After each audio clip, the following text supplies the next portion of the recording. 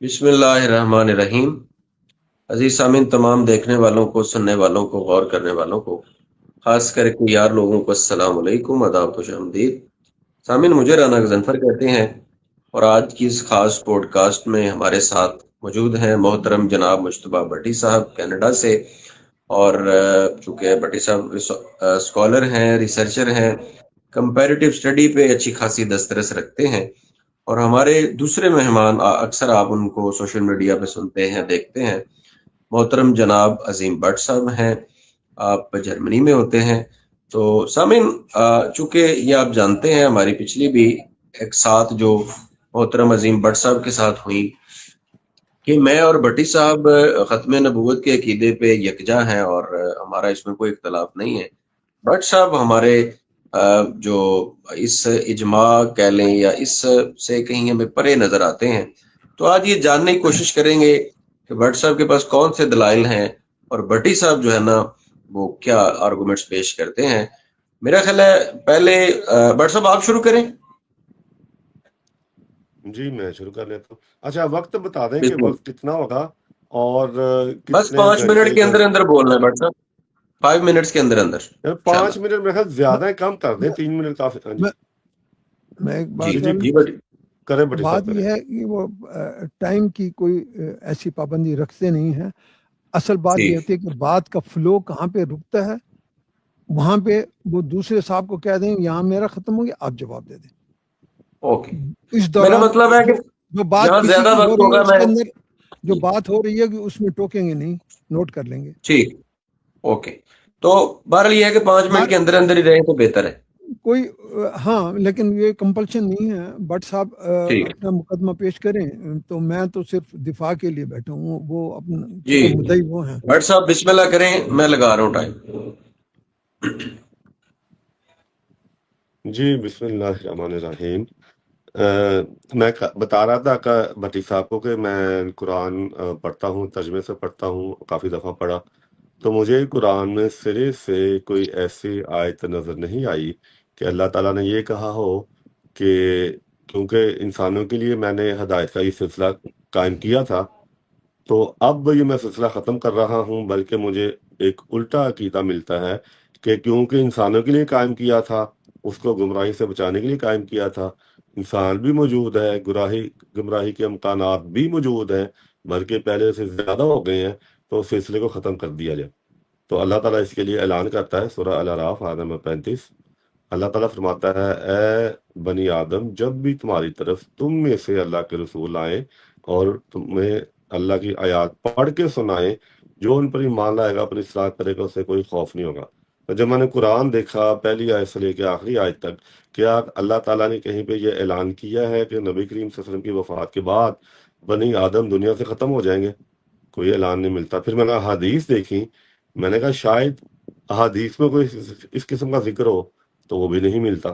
تو لہٰذا مجھے اس عقیدے کی بنیاد قرآن میں نہیں ملتی، بلکہ اللہ کا فتویٰ جو اللہ تعالیٰ نے ان لوگوں پر کیا جو ایسا عقیدہ رکھتے ہیں، وہ ملتا ہے کہ وہ گمراہ ہے۔ اللہ تعالیٰ فرماتا ہے، اور یہ فتویٰ نبی کریم صلی اللہ علیہ وسلم نے اپنی امت کو سنایا اور قرآن نے محفوظ کر لیا، اور ساتھ یہ حکم دے دیا کہ اس فتوے سے عبرت حاصل کرو۔ سورہ یوسف آیت نمبر 111، اللہ تعالیٰ فرماتا ہے کہ ان قصوں میں تمہارے لیے عبرت ہے۔ نوٹ کر لیں، سورہ یوسف آیت نمبر 111۔ اب یہاں پہ بھی اللہ تعالیٰ نے کسی مخصوص قصے کا ذکر نہیں کیا۔ قصہ اسے کہتے ہیں جو ماضی میں گزر چکا ہو، یعنی کہ اللہ تعالیٰ ہمیں یہ بتا رہا ہے کہ میں نے دوسری قوموں کی جو غلطیاں بیان کی ہیں، آدھے سے زیادہ قرآن دوسری قوموں کی حالات سے بھرا پڑا ہے۔ مطلب کہ اللہ تعالیٰ یہ بتا رہا ہے کہ جو غلطیاں بیان کی ہیں وہ اس لیے کی ہیں تاکہ تم وہ غلطیاں نہ کرو جو دوسری قومیں کرتی رہیں۔ پھر اللہ تعالیٰ بتاتا ہے دوسری قوم کی غلطی، سورہ محمد آیت نمبر 34، یوسف کی وفات کے بعد تم یہ سمجھ بیٹھے اللہ کوئی رسول نہیں بھیجے گا، تم نے حدود سے تجاوز کیا، اللہ تعالیٰ تمہیں گمراہ ٹھہراتا ہے۔ اب اس میں کوئی تعویل بھی ممکن نہیں ہے۔ اللہ تعالیٰ فرما رہا ہے تمہاری یہ حد ہے ہی نہیں، تمہارا اختیار ہے ہی نہیں کہ تم یہ سمجھو یا یہ عقیدہ بناؤ کہ اللہ کوئی رسول نہیں بھیجے گا۔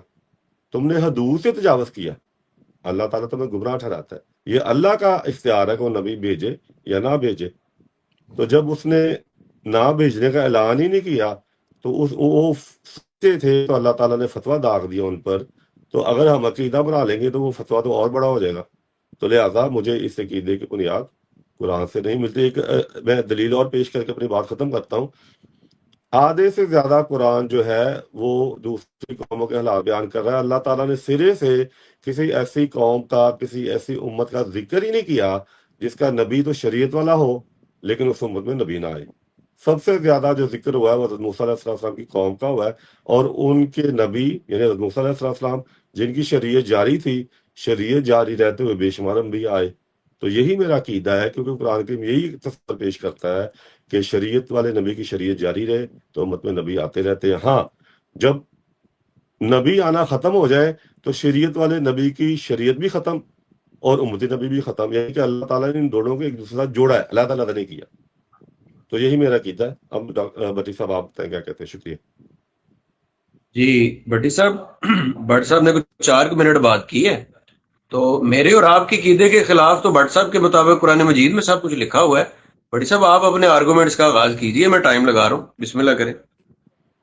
ٹائم کی میں نے جیسے پہلے آپ سے بات کی نا، اس کی کوئی نہیں۔ جب دیکھیں ان کا مقدمہ ہے، وہ اگر 10 منٹ بھی اپنے مقدمہ کو لگاتے تو میں بالکل سنتا رہتا۔ اب میں بولوں گا تو میری بات ہو سکتا ہے کہ 1 منٹ میں ختم ہو جائے، تو میں ان سے کہوں کہ آپ جواب دے دیں۔ نہیں میرا بٹ صاحب ٹھیک ہے، میں بس ایک گزارش ہے بٹ صاحب، میں بٹ صاحب یہ کہہ رہا ہوں کہ 5 منٹ جہاں ہوں گے نا، میں الارم دے دوں گا کہ بات کنکلوڈ کریں بس ٹھیک۔ انشاءاللہ۔ اعوذ شروع کریں باللہ آپ۔ من الشیطان الرجیم، بسم اللہ الرحمن الرحیم، الحمدللہ رب العالمین، والصلاة والسلام علی سید الانبیاء والمرسلین وعلی آلہ وصحبہ اجمعین، آمین۔ بٹ صاحب آپ نے سورہ اعراف کا حوالہ دیا کہ بنی آدم سے یہ سلسلہ نبوت چل رہا ہے، تو آج تک اب بنی آدم موجود ہے تو سلسلہ ختم نہیں ہو سکتا۔ اسی طرح سے آپ نے سورہ یوسف کی 111 نمبر آیت کا بھی حوالہ دیا، اور پھر سورہ مومنون کے آپ نے بتایا کہ اس کی بھی حوالہ ہے۔ میرا آپ سے صرف یہ سوال ہے کہ یہ آیات کب اور کس پر نازل ہوئی؟ جی بات ختم آپ کی؟ ہاں بس یہی سوال ہے۔ یہ آیات نبی کریم صلی اللہ علیہ وسلم کے اوپر نازل ہوئی، اور انہیں یہ حکم دیا گیا کہ تم اپنی امت کو یہ آیات سناؤ، اور انہوں نے سنائی۔ قرآن نے یہ آیات محفوظ کر لی۔ اب یہ آیات ہمارے لیے ہیں کہ ہم نے ان سے پڑھ کے کوئی سبق حاصل کرنا۔ جو مجھے سبق ملا وہ میں نے آپ کو بتا دیا۔ اب کب کون سی آیت نازل ہوئی یہ مجھے نہیں علم، لیکن یہ ہے بھی بے معنی، کیونکہ آیات اپنا جو موقف ہے وہ خود واضح کر رہی ہے۔ میں نے کوئی تشریح بھی نہیں کی، جیسے موجود جیسے ترجمے آپ کے پاس جاتے ہیں ویسے آپ کو سنا دیا، کچھ نہیں میں نے اس میں اضافہ کیا یا کمی کی۔ شکریہ۔ میں نے آپ سے یہ پوچھا یہ کب آئیں اور کس پر آئیں؟ آپ نے کہا کہ یہ رسول صلی اللہ علیہ وسلم پر آئیں، ٹھیک ہے نا؟ اور اس آیت کا شارع کون ہے؟ اس کی تشریح ان آیات کی کرنے والا کون ہے؟ شارع اول کون ہے؟ جی شارع اول یہ آیت جو آپ نے قرآن میں پڑھی، میں نے بھی آپ کو بتایا وہ ہیں قرآن میں لازم ہے، پڑھی ہیں۔ اس کی تشریح کون کرے گا؟ جی سب سے پہلے شارع قرآن خود ہے، کیونکہ قرآن اگر ایک آیت سے کوئی سوال اٹھتا ہے تو عموماً کوئی دوسری آیت اس کی وضاحت کر دیتی ہے، اس کے بعد احادیث آتی ہیں۔ نبی کریم صلی اللہ علیہ وسلم سب سے پہلے جو ہے وہ شارع ہیں، اور وہ ہمیں بتا گئے ہیں یہ آیات سورہ مائدہ آیت نمبر 44 سے لے کے 48 تک، جو اللہ کے نازل کردہ کلام کے مطابق فیصلہ نہیں کرتا وہ کافر ہے، ظالم ہے، فاسق ہے۔ تو شارع ہمیں خود بتا گئے ہیں کہ جب قرآن کی بات واضح ہو تو پھر قرآن کی بات ہی ماننی ہے۔ جب میں دیکھتا ہوں کہ آیا کسی راوی کے ذریعے پہنچی ہوئی بات کی کوئی حجت قرآن میں موجود ہے، کسی مفسر کی، کسی راوی کی، کسی محدث کی، تو وہ مجھے نہیں ملتی۔ کوئی ایسی آیت موجود نہیں اس سرے سے جو کسی راوی، کسی محدث، کسی مفسر کی حجت بیان کرے۔ شکریہ۔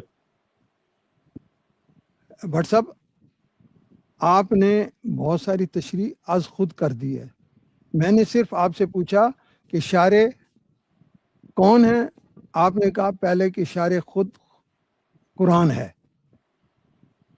اور شارع اول یہ بھی ہے کہ آپ نے بتایا کہ وہ رسول صلی اللہ علیہ وسلم بھی ہیں، ٹھیک یہی کہا ہے نا آپ نے؟ جی قرآن خود رسول صلی اللہ علیہ وسلم کو کہہ رہا ہے کہ یہ جو قرآن ہم نے آپ پر نازل کیا ہے اس کو کھول کھول کر بیان کر دو. تو جب رسول صلی اللہ علیہ وسلم بیان کر رہے ہیں تو اس وقت تک جب وہ خود موجود ہیں تو خود قرآن شارع نہیں ہے، اپنی آیت کا خود مطلب بیان نہیں کر رہا، وہ اپنی مطلب اگلے بیان کرے گا. مطلب بیان کرنے والے صرف اور صرف رسول صلی اللہ علیہ وسلم ہیں. میں نے کسی صحابی کی بات نہیں کی، کسی مفسر کی بات نہیں کی، میں نے صرف آپ سے یہ پوچھا کہ شارع کون ہے؟ رسول صلی اللہ علیہ وسلم ہے. وہ اصول تفسیر ہے کہ قرآن کی ایک آیت اپنی دوسری جو ہے نا وہ آیت کی تشریح کر سکتی ہے، وہ آپ مفسرین نے کیا بھی ہے. رسول صلی اللہ علیہ وسلم کی موجودگی میں نہ تو حضرت ابو بکر صدیق نے کبھی کسی آیت کی تشریح کی، نہ کسی اور صحابی نے کی، رسول صلی اللہ علیہ وسلم نے کی. میرا صرف آپ سے سوال یہ ہے کہ ان آیات کی جو آپ نے مجھے اب 3 بتائی ہیں، رسول صلی اللہ علیہ وسلم نے کیا تشریح کی، یہ دکھا دیں. جی دیکھیں، بات یہ ہے کہ نبی کریم صلی اللہ علیہ وسلم تو میرے سامنے اس وقت موجود نہیں ہے. اگر وہ میرے سامنے موجود ہو اور مجھے کچھ فرمائیں، میں کبھی بھی شک نہیں کروں گا کہ یہ قرآن کے مطابق ہے کہ نہیں ہے. اب نبی کریم صلی اللہ علیہ وسلم میرے پاس سامنے موجود نہیں ہے، کسی راوی کی، کسی محدث کی، کسی مفسر کی حجت نہیں قرآن میں. اور نبی کریم صلی اللہ علیہ وسلم یہ آیات دے گئے ہیں کہ جو اللہ کے نازل کردہ کلام کے مطابق فیصلہ نہیں کرتا وہ کافر ہے، ظالم ہے، فاسق ہے. اب یہ آیات نبی کریم صلی اللہ علیہ وسلم کے ذریعے مجھ تک پہنچی ہیں، اللہ تعالیٰ نے براہ راست مجھے نہیں بتائیں. تو لہٰذا میں جن آیات کو سامنے رکھ کے آپ کے سامنے آیات رکھ رہا ہوں وہ نبی کریم صلی اللہ علیہ وسلم ہی ہم کو دے کے گئے ہیں. انہوں نے ہمیں کہا ہے کہ ان آیات کے مطابق تم نے فیصلہ کرنا ہے، اور میں نے تو تشریح کی ہی نہیں. میں تو جو آیات جیسی ہیں ویسی آپ کے سامنے رکھ دی ہیں. اب اللہ تعالیٰ فرماتا ہے کہ عبرت حاصل کرو. آپ کہیں کہ یہ آپ غلط بات کر رہے ہیں، اللہ تعالیٰ نے ایسا نہیں فرمایا. یا اللہ تعالیٰ فرماتا ہے بنی آدم، آپ کہیں نہیں غلط بات کر رہے ہیں، اللہ تعالیٰ نے بنی آدم کا ذکر نہیں کیا اس آیت میں. یا میں نے فرمایا کہ اللہ تعالیٰ فرماتا ہے تم گمراہ ہو، حدود سے تجاوز کیا، آپ کہیں نہیں اللہ تعالیٰ نے ایسا نہیں فرمایا. جب اللہ تعالیٰ نے فرمایا ہے اس میں کوئی ابہام بھی نہیں تو بھائی اس کو اس طرح ایکسیپٹ کریں جس طرح ہے چیزیں. شکریہ. چلیں مجھے یہ اچھا بتائیں بھٹی صاحب، کہ آپ کو ایک میری بھٹ صاحب ایک چھوٹی سی ریکویسٹ کہ کیا ٹائم چلانا ہے یا نہیں، چونکہ اگر مکالمہ 1 to 1 کرنا پھر میں ٹائم نہ لگاؤں. نہیں ٹائم نہ لگائیں، میں نے آپ سے یہی بتایا نا، ہم تو چھوٹے چھوٹے سوال کر رہے ہیں نا، اسی سے بات نہیں. چلو ٹھیک ہے، ہاں ٹھیک ہے، ٹھیک، اوکے.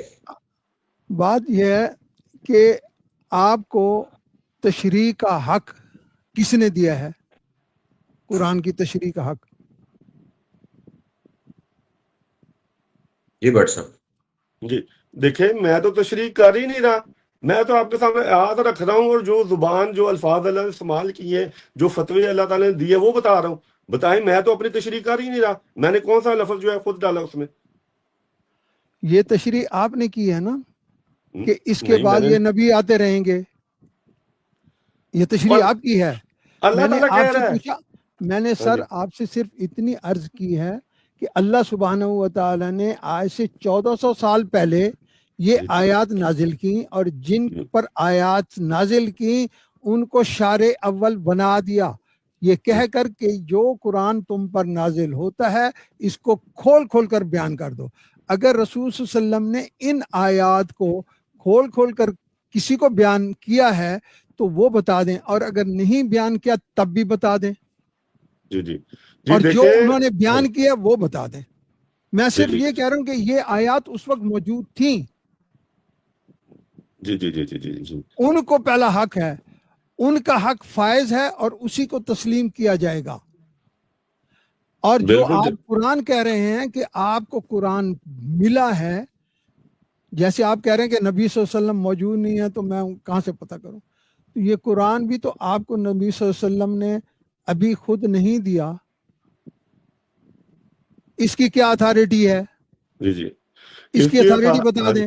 اس کی اتھارٹی یہ ہے کہ جس ذات کی طرف سے یہ قرآن اترا ہے وہ ذات خود اس میں اس کی گارنٹی لے رہی ہے. نبی کی صاحب نے کوئی گارنٹی نہیں لی کہ یہ قرآن محفوظ رہے گا.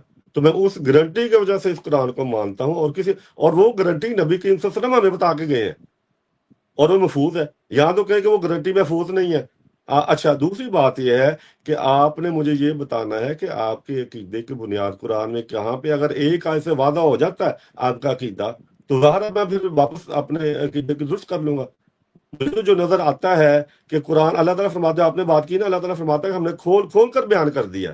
جب کھول کھول کر آدھے سے زیادہ قرآن یہ بات کر رہا ہے کہ امتی نبی آتے رہتے ہیں، تو پھر کیا بات پھر کھول کھول کے قرآن نے بیان کی جب آپ نے یہ وہ مانی نہیں؟ قرآن کہہ رہا ہے آپ نے کھول کھول کے بیان کر دیا. تو آپ میں مجھے نے اپنے عقیدے کی کچھ بتائیں تاکہ میں اپنا عقیدہ درست کر سکوں. بٹ صاحب میں اپنا عقیدہ بتا دوں گا، لیکن چونکہ آپ نے اپنا دعویٰ بیان کیا ہے نا، تو میں آپ کے دعوے کی تو دیکھنا نا ثبوت کیا ہے. آپ نے جو ثبوت دیے ہیں وہ دیے ہیں کہ رسول صلی اللہ علیہ وسلم، تو میں کہہ رہا ہوں کہ شارع بھی وہی ہیں، تشریح انہی کی چلے گی، نہ میری نہ ابو بکر صدیق کی. تشریح انہی کی چلنی ہے، اور انہوں نے جو تشریح کی ہے وہ میرا عقیدہ ہے. انہوں نے یہ تشریح کی ہے لا نبی بعدی، کہ میرے بعد کوئی نبی نہیں ہے.